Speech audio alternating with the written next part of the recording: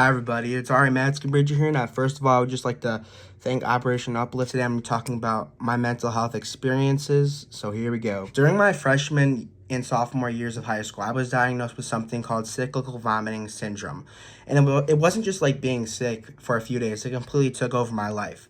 I was missing months of school, in and out of hospitals, not knowing when I would feel normal again.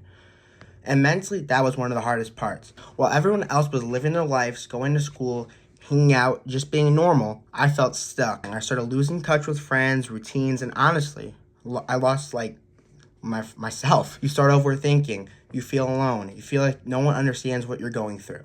But for me, that's when music came in. Writing, recording, just putting my thoughts into songs, that became my escape. It wasn't just something to do. It was how I dealt with everything. The loneliness, the anger, the frustration, even the hope. Music gave me a way to turn pain into something real, something meaningful.